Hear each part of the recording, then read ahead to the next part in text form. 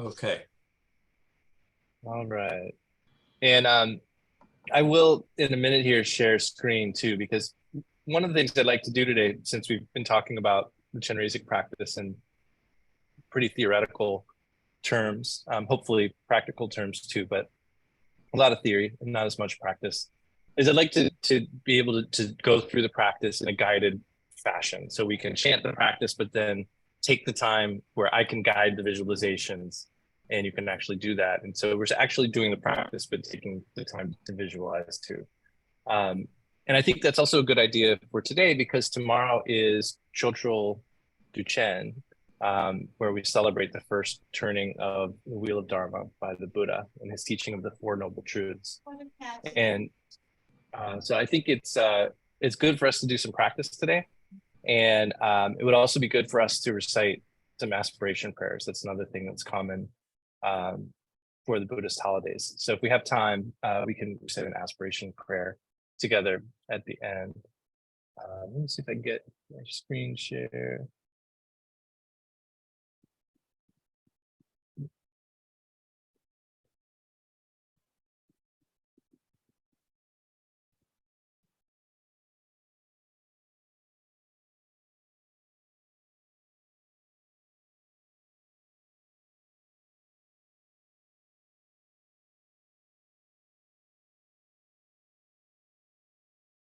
Sorry for my tech issues.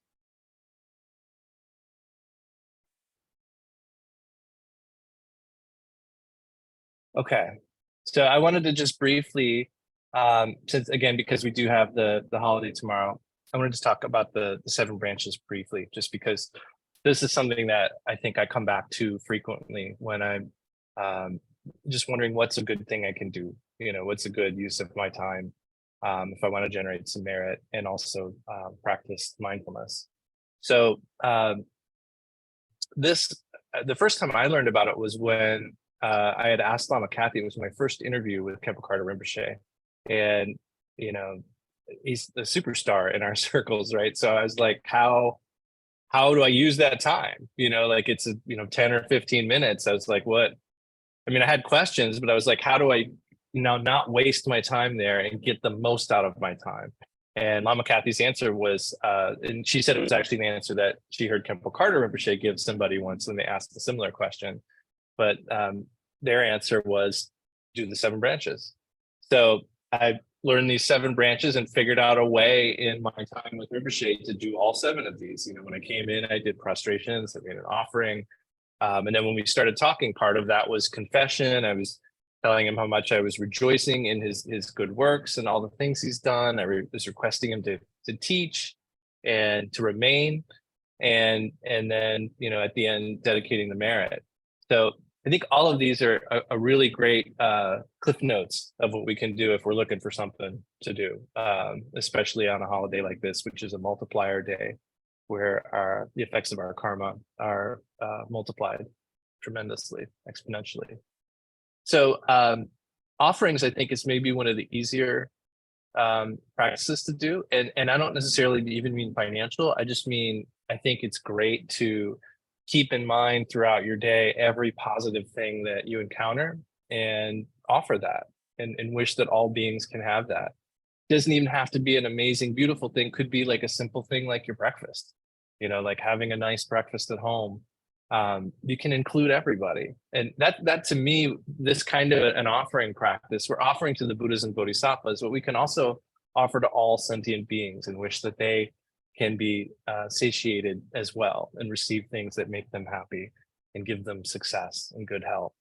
So the practice of offerings, I think, is great because you're including the Buddhas and Bodhisattvas, but you're also including everyone. And it's no longer just you enjoying that special thing. So that's just a reminder I would share. I think confession too. I try to do that every night before bed.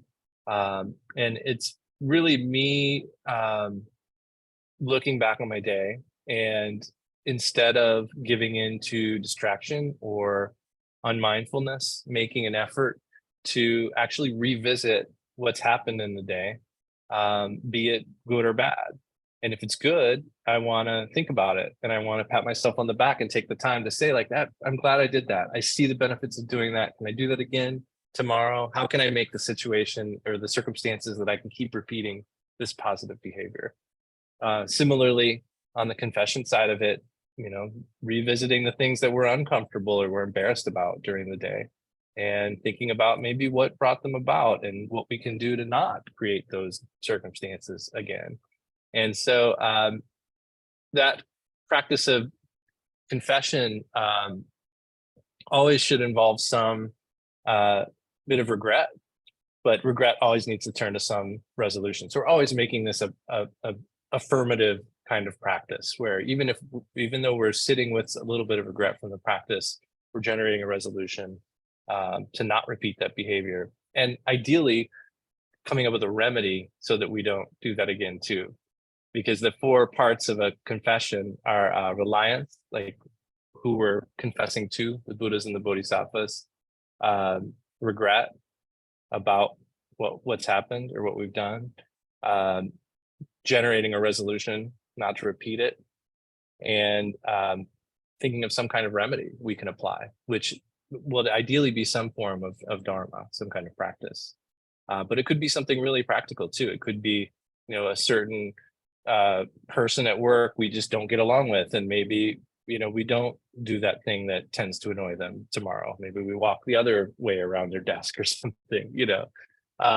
So I think that's I just wanted to share that because of the holiday, and I know that we've got a day tomorrow where if it is something that you subscribe to, your actions have a greater weight tomorrow, both on the positive and the negative.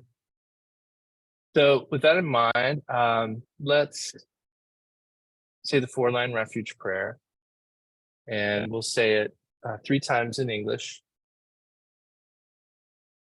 I take refuge in the Buddha, the Dharma, and the Sangha until I reach enlightenment. By the merit of accomplishing generosity and the other perfections, may I attain enlightenment for the benefit of all sentient beings. I take refuge in the Buddha, the Dharma, and the Sangha until I reach enlightenment. By the merit of accomplishing generosity and the other perfections, may I attain enlightenment for the benefit of all sentient beings. I take refuge in the Buddha, the Dharma, and the Sangha until I reach enlightenment. By the merit of accomplishing generosity and the other perfections, may I attain enlightenment for the benefit of all sentient beings. Aden sawe Lama Rinpoche, Nanti Shino Pedi Benjula, Aden Jamgon Kongtrul Rinpoche, Kusum Tagi Hajub Sadhu.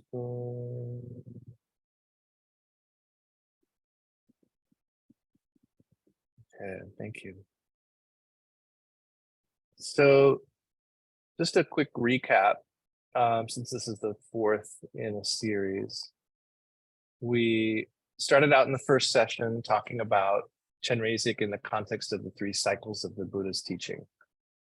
We established the foundation of this practice of Chenrezig in the first vehicle and in the 4 Noble Truths. And then we examined how the Chenrezig practice builds on Tonglen, the practice of cultivating recognition of our ultimately limitless ability to take on suffering and give happiness. And last we talked about the Vajrayana, the 3rd cycle of the Buddha's teaching, where this practice actually originates. And where instead of having the view of ourselves as separate from an enlightened mind or enlightenment, being separate and on some journey towards awakening, we instead take the view that we are awake right now. We are Buddha right now. We are Chenrezig right now. That's the view that we take for Vajrayana practices. And that, I think, can be a bit of a hang up sometimes for folks with this kind of a practice. I've noticed that that's something that reminders are needed sometimes, that we can't look at this from the same angle we look at Tonglen, where we're thinking about, well, number one, with a practice like shamatha or Tonglen, there's a pretty clear reason why we're doing it. It's an exoteric practice in that, like, we see that we're working with attachment in shamatha. We see in Tonglen that we're getting used to the idea of accepting suffering and giving away happiness. And so we can see there's the how, why is this working? How is this working? Whereas when we get to the Vajrayana, that's a lot less clear. It's a very esoteric practice. And it can be confusing sometimes because we want to think about it in terms of not being enlightened, like, well, how does this work? If I'm here and I want to go there, how does this get me there? But that's not the view in the Vajrayana. We're instead operating from the standpoint of recognizing our Buddha nature as being present and inseparable from us right now. So as Chenrezig, in the practice, we engage in enlightened behavior as a skillful means of purifying what obscures that nature from us. And in that first meeting, we also introduced the three aspects of the creation phase of any deity meditation, but Chenrezig in our case here. And those three aspects are clear appearance, recollecting the purity, and generating the stable pride of the deity. So in the second session, we drove specifically into that aspect of clear appearance, and we discussed a number of techniques for stabilizing and clarifying our visualizations, ways to practice.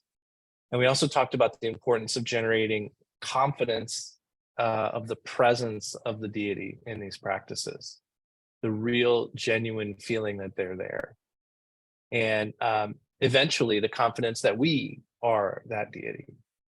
So throughout, we also spend a lot of time contemplating non-duality in that second session, the inseparability of appearance and emptiness, thinking about vividness and insubstantiality, like when we think of the body of Chenrezig or other meditational deities, they're both vivid, clear, and insubstantial. And those aspects are inseparable.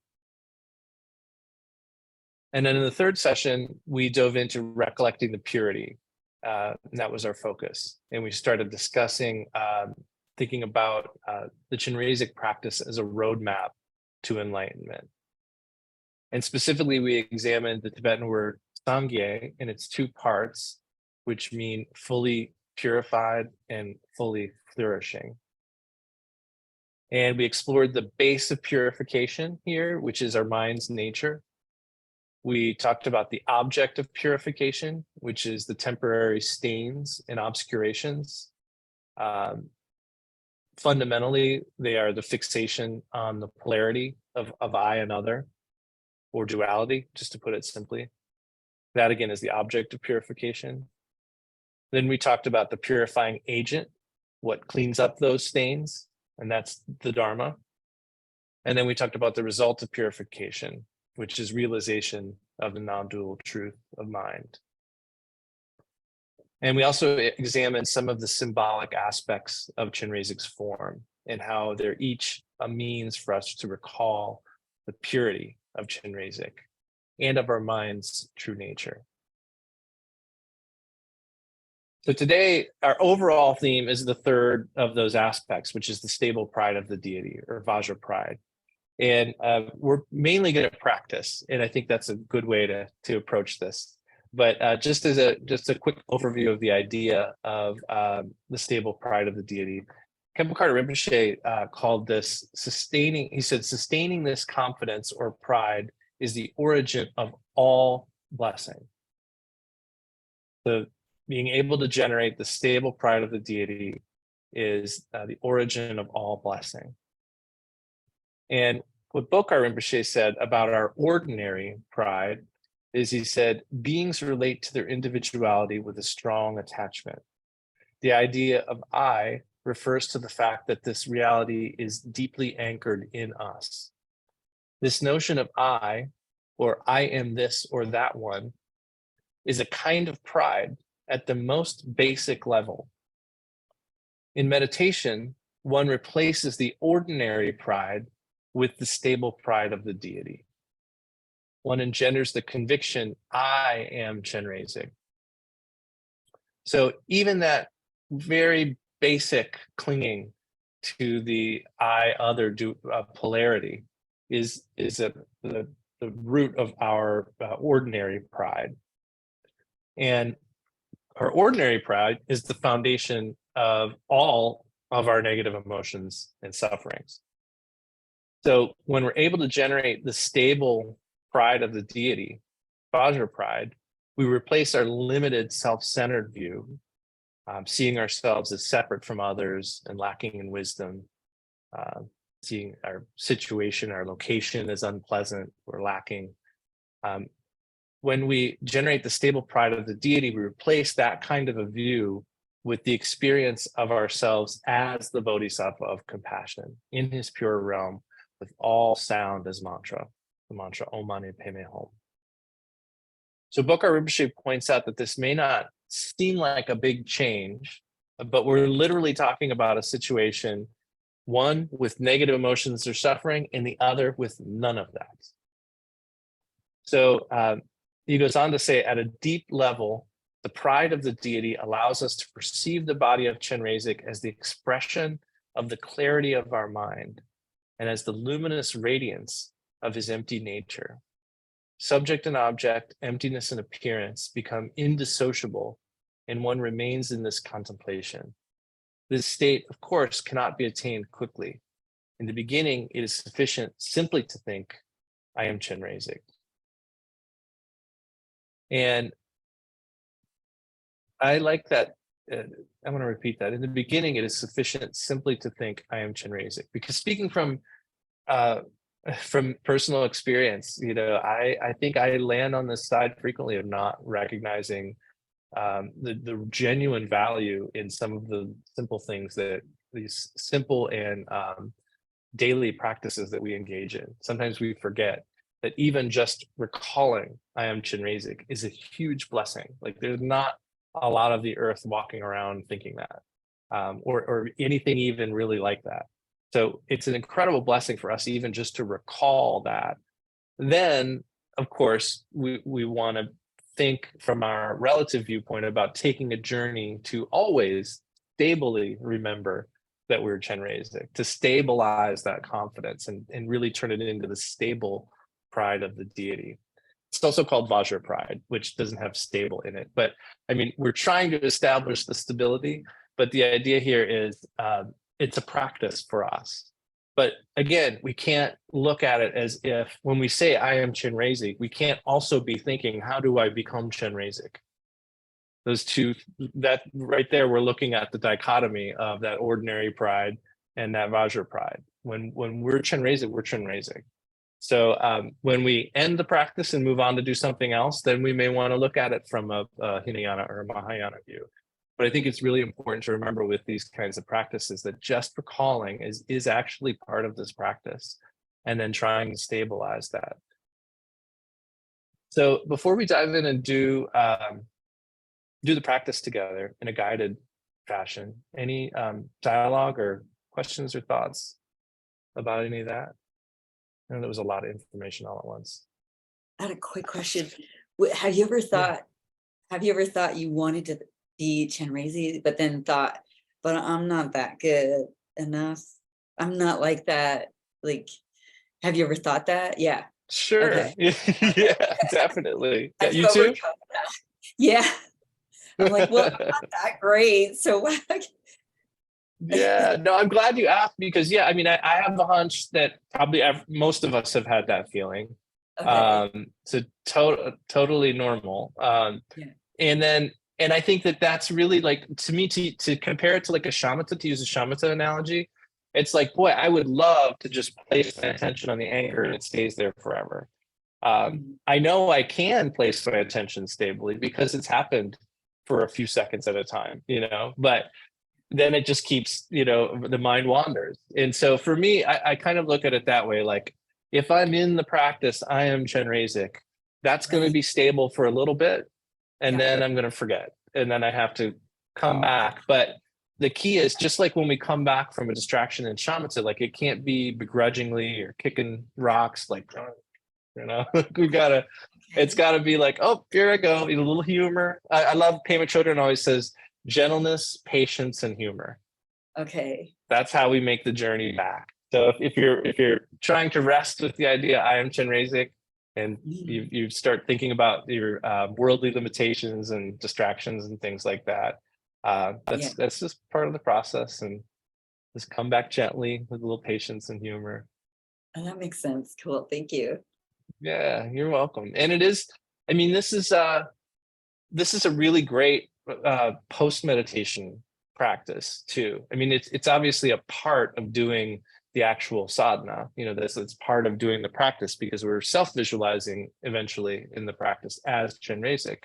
So it is part of that, but this is also something we can do all day long and anytime. And frankly, like, I'll share that today I woke up feeling like crap, like not physically, just like having one of those days where I'm like, what am I doing? You know, like, I'm gonna like, it just like everything felt off today. And that's a great time sometimes to remember, like, wait a minute, I'm Chenrezig. And then my first reaction is usually like, whatever, you know, but really, like, there's something that clicks, even just recalling, even in the beginning. And then I think about it a minute, I'm like, no, wait a minute, I am Chenrezig. Like, this may not feel, I may not be at a place right now in my life where I feel like everything's you know, inseparable in the pure realm, but that doesn't make it any less true. It doesn't make my Buddha nature any less true. It doesn't make it any less true that these obscurations and things that I'm dealing with are temporary, because I know they're temporary, because they weren't there last night. They're here now. So clearly they're coming and going, and they're going to go away again. And I have means to work with these things. And so yeah, but it's a super good question, right? Because it is that idea. It's like, we're in the Vajrayana, we're our mindset is, I'm already enlightened. But then of course, like, we have this experience of not being there too. But if we're going to engage in the practice, it's like that's something we have to make a relationship with. You know, it's like, when we're doing it, we have to just, you know, say, I'm there, I'm all right. And that means letting some stuff go, really. That kind of means just like, you know, letting some of those thoughts that come up, like, well, I don't really have to give that, indulge it at this point. You know, right now I'm Chenrezig, you know. Any other questions? Did that answer your question, Lucia? Good. Yes, 100%. Good. Okay, let me share my screen.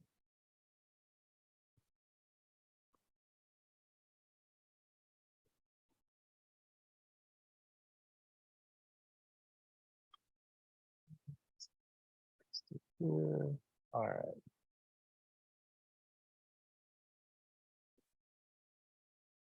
So I'm going to ask everyone, if you want to channel along, to take a posture that's conducive for meditation for you.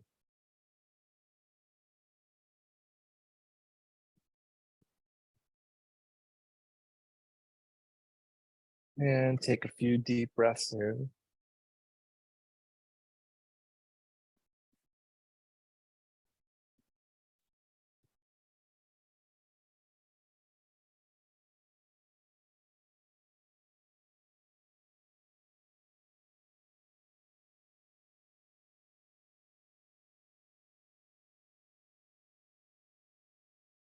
Normally I would suggest doing at least a couple minutes of shamatha first, but the time's a little limited tonight.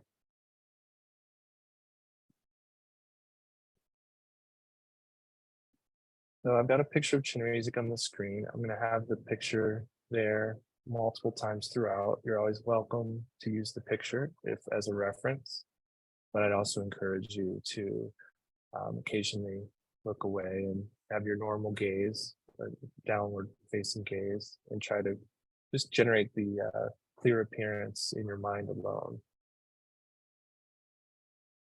But to begin, let's imagine Chenrezig in space in front of you.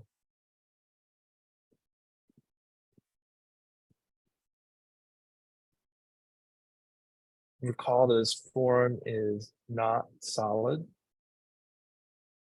but it is like it is made of light.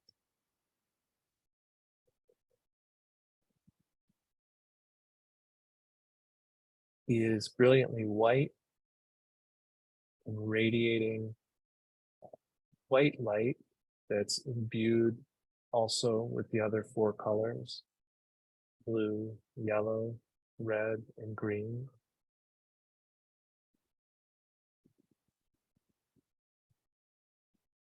He is smiling with compassion for all beings.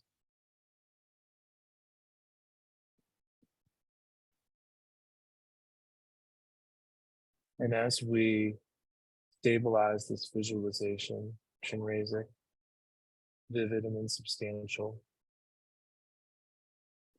take just a minute and check how your confidence is. Is he really present here in front of you?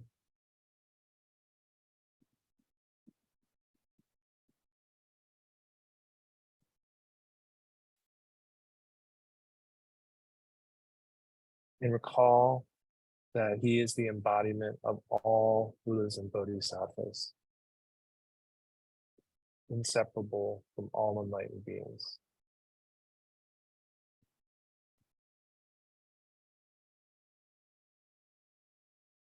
And with that in mind, let's chant the refuge prayer 3 times in Tibetan. O Sangye Chidan Sukhi Chodnama Chanchu Padu Dakni Kyabsuji Daki Jin Sukhi Pesunampi Rola Penchi Sangye Drupa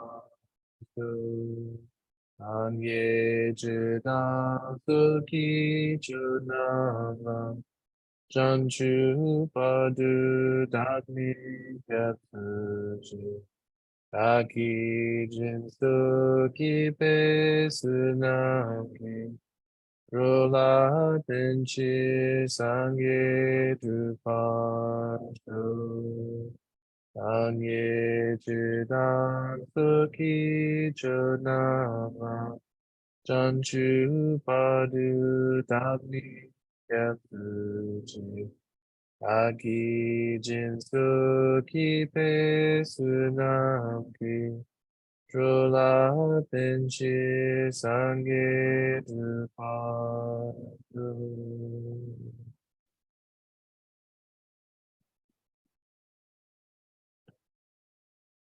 Now,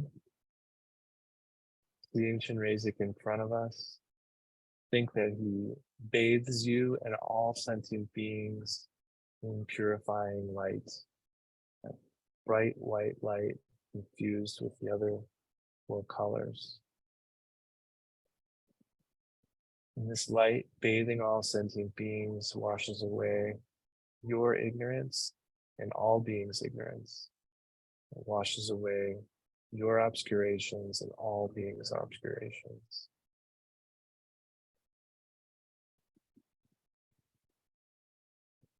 Then imagine that he dissolves into light and merges with you, blessing your stream of being.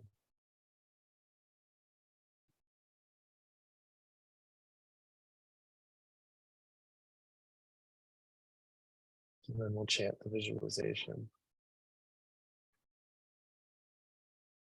O dakso kakyap senchengi jisu pekada weden rile pacho chenrezig kasaluze ngadentru zedzun tuche chengizik kakji dampo takjaze Oni shall drink Bekana, Tadan Rinchen Yen, Ridak Pakpe to Yoko, Upak Me Pe Uyen, Yabni Doje Yuchunju, Dreame Dawa Yaten. Yabne kundu go.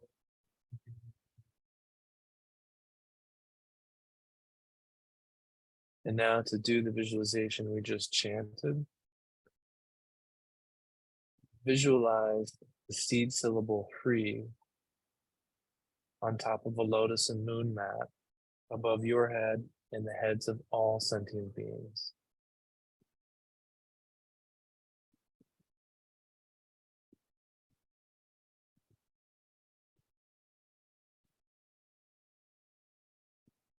Then imagine that that seed syllable instantly changes into Chenrezig.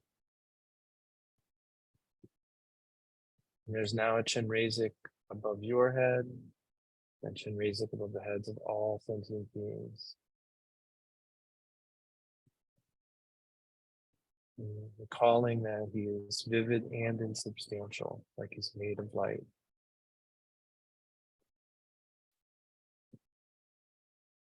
And now, leading all beings, leading all sentient beings, will chant the prayer of praise 3 times, together with all beings. Oh, Jowo Kengi Madu Udokar Zoksange Ki Ulage Uje Chingi Drulase Chenrezig Chatalo Jowo Kengi Madu Udokar Zoksange Ki Ulage Uje Chingi Drulase Chenrezig Chatalo Jowo Kengi Maga Uduka Zoksange Ki Ulage Tuje Chengi Drulage Chenrezig Chatalo.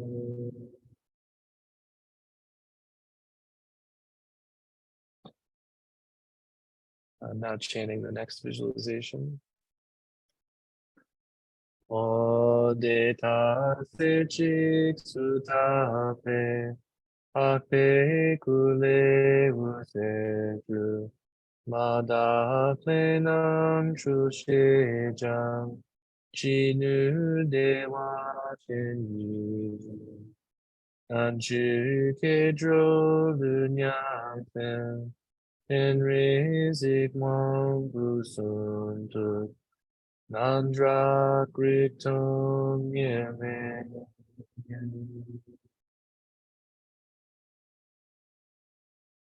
And to visualize what we just chanted, imagine that the Chenrezig above our head bathes us and all sentient beings with light. This light washes away all of our ignorance and negativities. And this changes us and all sentient beings into Chenrezig.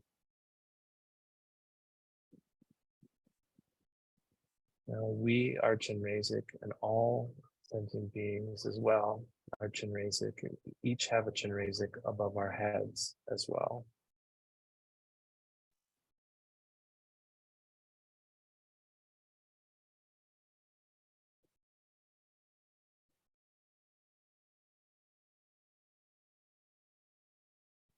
We have the same form as Chenrezig, the same qualities as Chenrezig.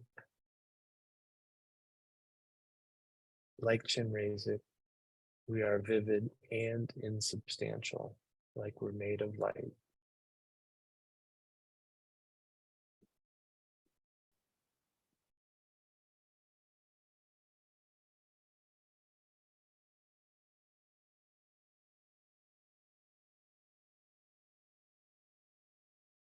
And then we'll begin the mantra recitation.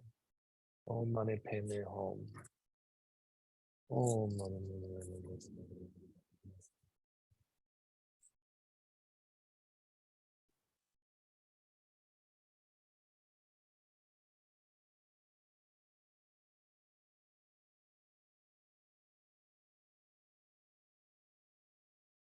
Hum. As you recite the mantra, first you might concentrate on the appearance of Chenrezig, either his complete body or on different parts successively. For instance, the face, then the hands, then the arms. So first, we're just looking at the form of Chenrezig.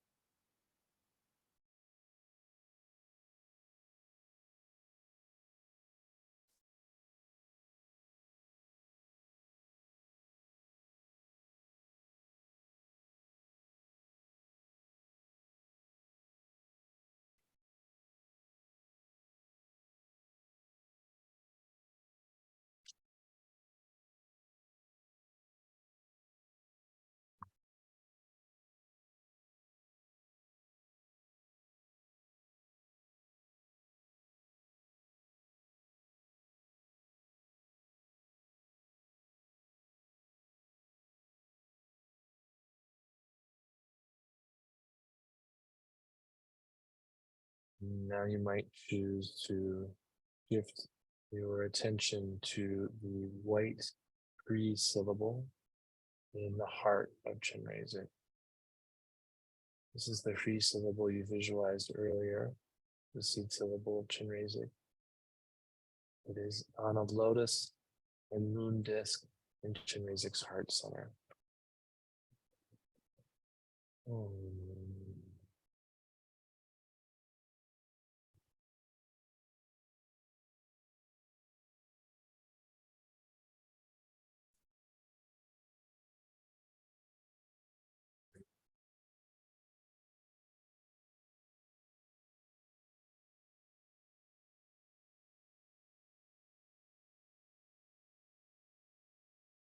If you don't recall the syllable, you're welcome to visualize the white orb of light.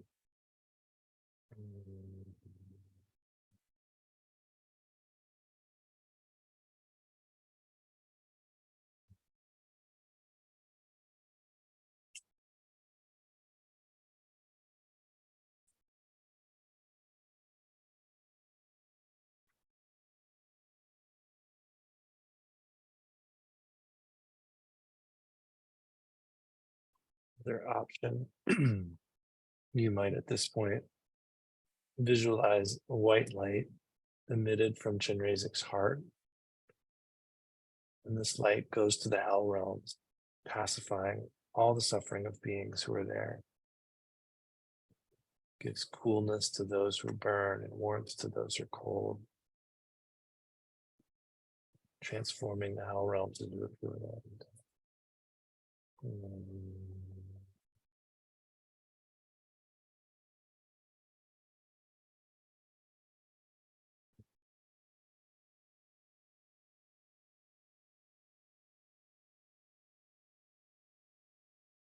And then we might imagine that light spreading out through the world of the hungry ghosts,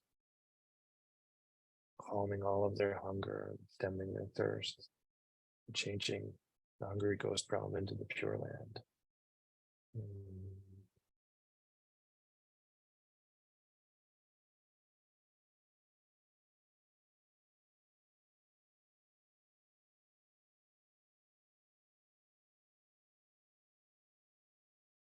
And we can imagine light radiating from the heart, Chenrezig, spreading throughout all the animal realm, liberating them from their ignorance and fear,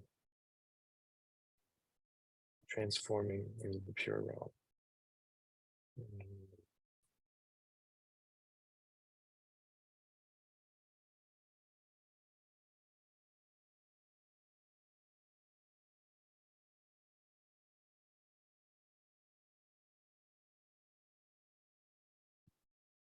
Then we can see the light rays from Chenrezig's heart bathe the human realm, freeing all humans from desire, transforming the human realm into the pure realm.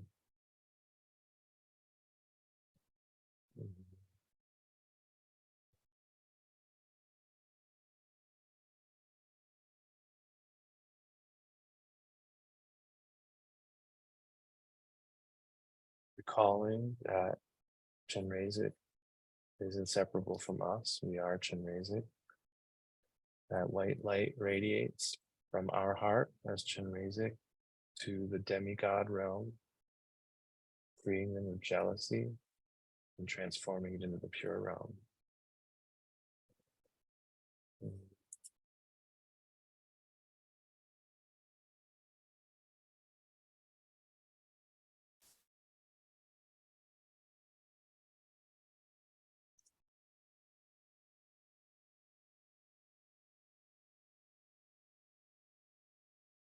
And last, from our heart, as Chenrezig, light radiates to the God realm, freeing all of them from pride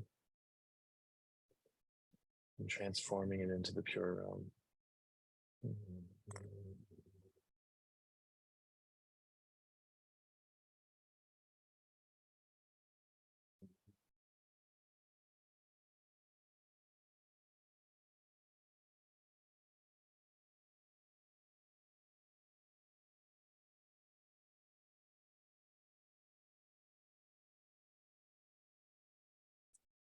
Now you might shift your attention to the insubstantiality of your body as Chenrezig,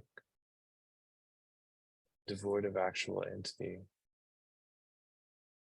empty and yet apparent, like the reflection in a mirror.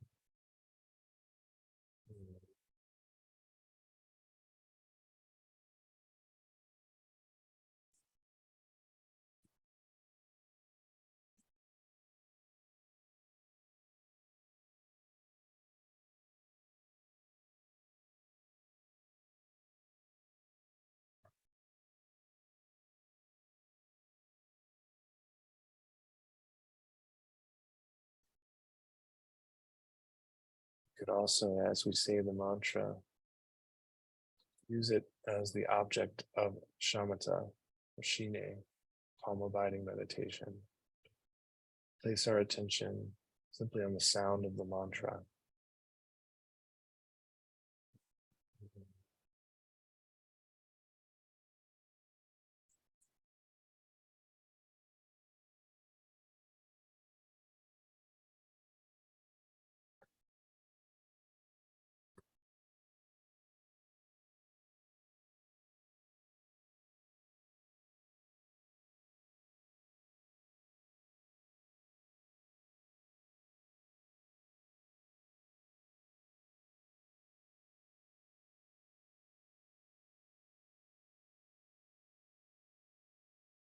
Now getting ready for the dissolution phase. At this point, we see all beings as Chenrezig, all of the beings with the Chenrezig above their head, and all of the external world, everything dissolves into the Chenrezig above our head.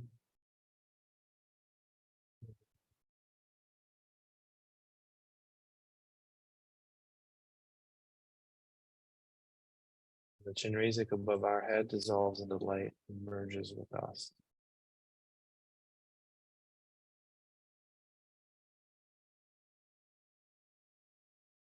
We recall that we and Chenrezig have indivisibly become one.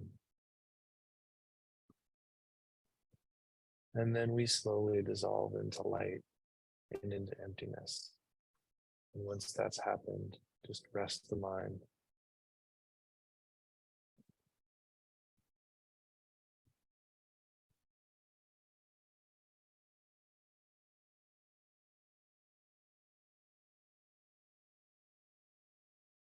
Instantly, we re-arise with Chenrezig.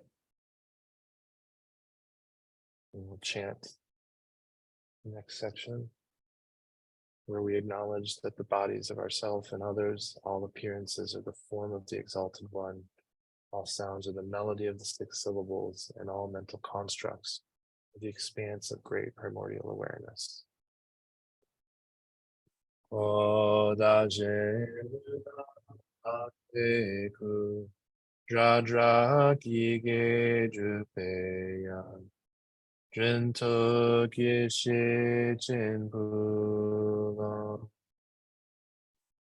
And then we'll lead all sentient beings in the dedication prayer.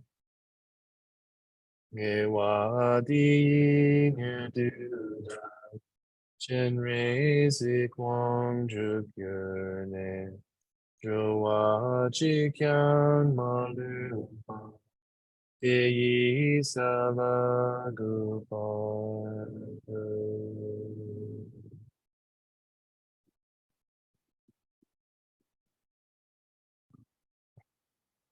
Thank you, everybody. I was just thinking about Lisa's question again, and it occurred to me, the funny part is, if you're thinking you are Chenrezig, if we're thinking we are Chenrezig, there is no Chenrezig or not Chenrezig. So it's another way to say the same thing, but from that viewpoint, it couldn't be anything other than Chenrezig. Yeah, yeah, and I feel it like when we were doing this, and it was it's very peaceful.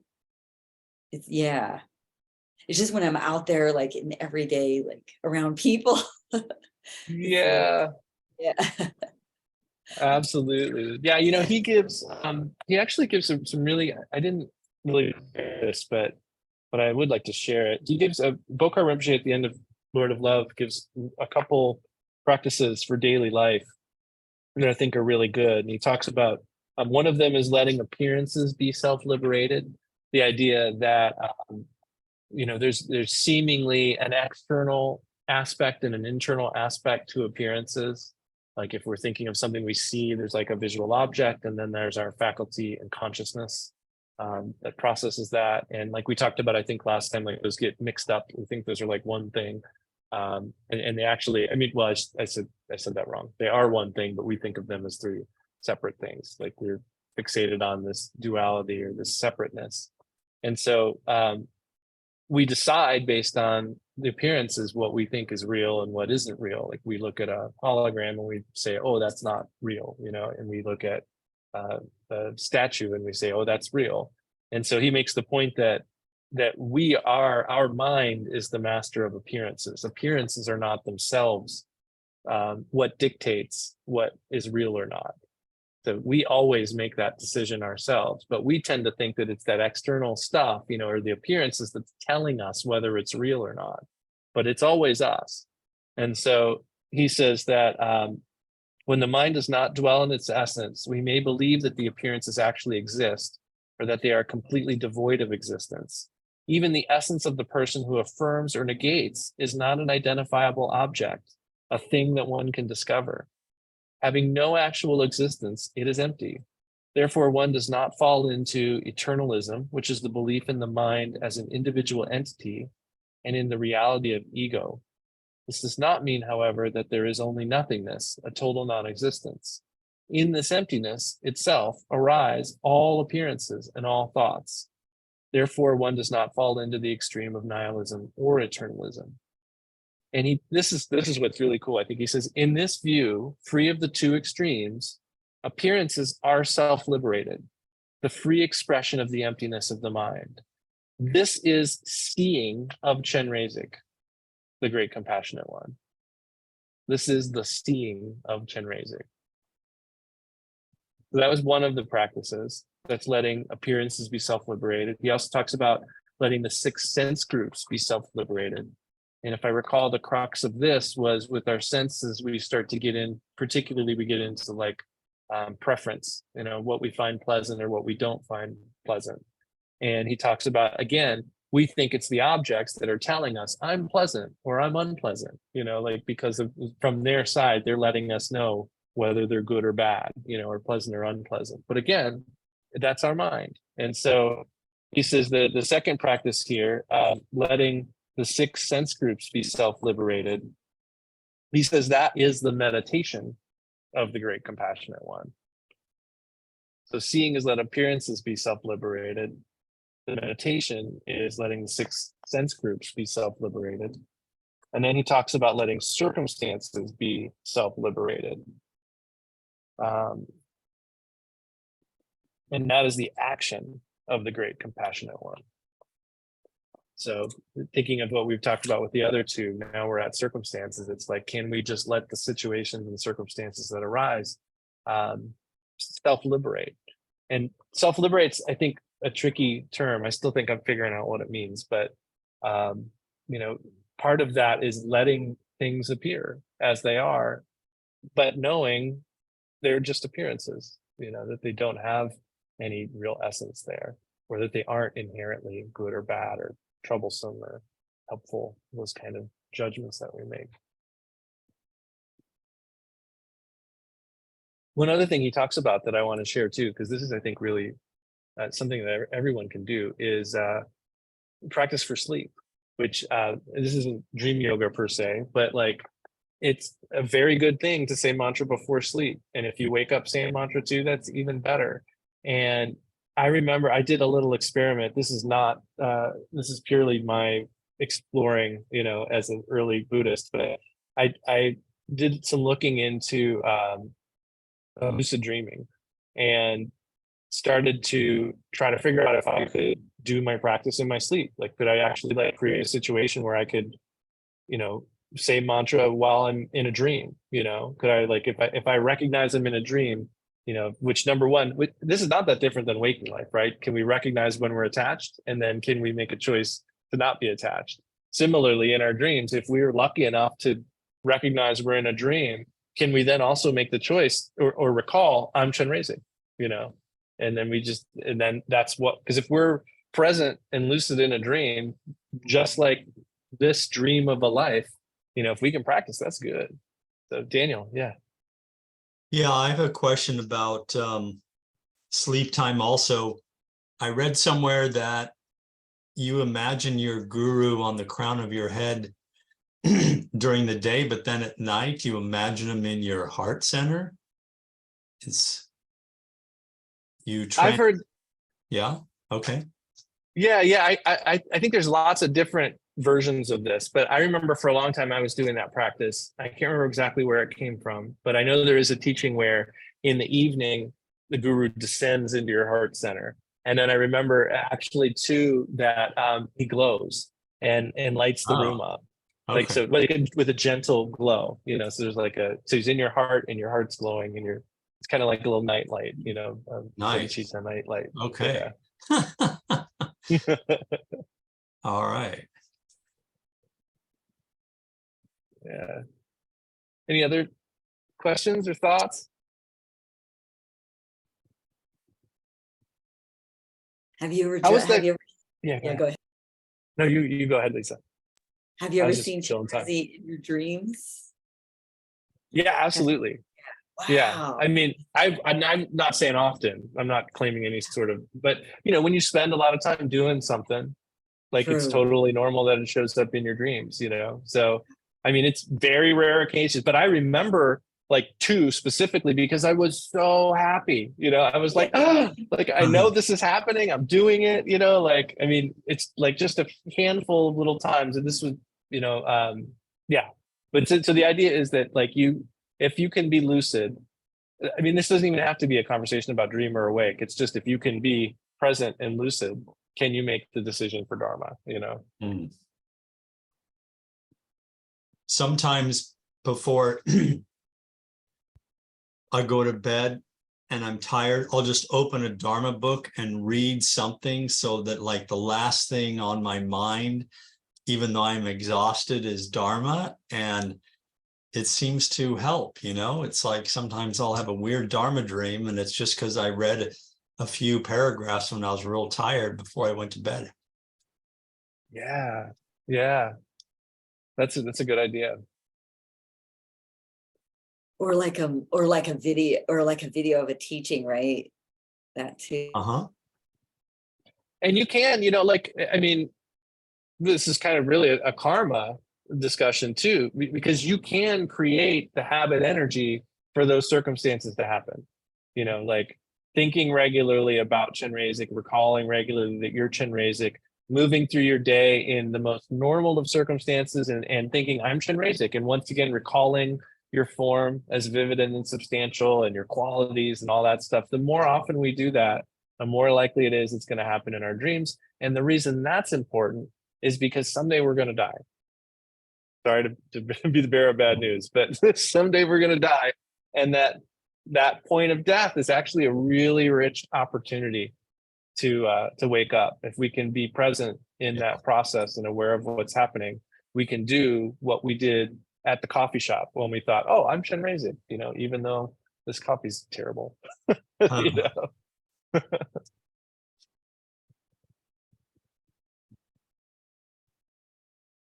How was that? I've never done a guided Vajrayana practice like that. And I think there's some other people doing that. I don't know. I should actually probably watch and see how other people are doing it just to get ideas. But how was that? I've never done that before. That was great. Yeah. Good. It's good. Good. Yeah, and I love this. A lot of this, by the way, I read directly. Thanks again, Daniel. A lot of that I read directly out of here about the visualizations, because he gives like 10 different visualizations in here that you can do during Chenrezig. I think everyone has a copy, right? Good. Wow, Yeah. this is like so. I feel almost like this and Great Path. They've got to have like the most bang for the buck per word. It's Yeah. just wow. So good. What page was that you just read to me earlier? What page was that? Is it about the visualization or about the daily practices? the visualization or the day? I'm sorry, the daily practice. Yeah, the second. That was 89. 89. Okay. Practice in daily life. And there's a last one too, which is practice while eating, which is I thought this was really neat, because if you do Chenrezig a lot, you actually pretty much already know what's to be chanted when you eat. It's the prayer of praise with like 3 letters or 3 words changed at the end. So when we go Jowo Kingi Magu Budokar, it's that same 4 lines, but it changes to Chupabul at the end, which you might also recognize from the pre-meal jam.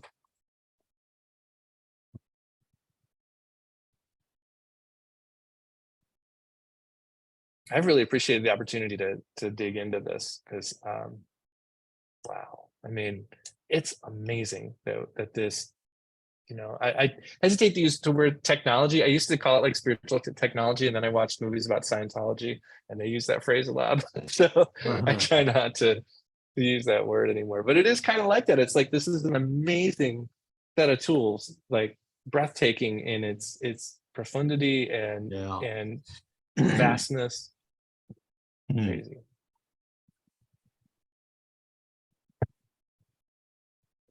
Well, should we wrap it up? Is there anything else you want to talk about? Just want to mention, speaking of death, us and Vajravidya out in Idlewild, which is about 100 miles east of here, are co-hosting Trangu Tobden in September. Awesome. He's going to do Bardo teachings, a reading transmission for a Bardo prayer, and then Amitabha empowerment. Wow, that's awesome. Yeah. So he must be in the US for a while, because I think he's at KTD for a bit, and then we have him at the end of August, I think. It's a pretty big trip. And he'll be in Jacksonville, I think, doing basically the same program. And Dallas, a similar program as well. Neat. Yeah. Yeah, he's pretty amazing.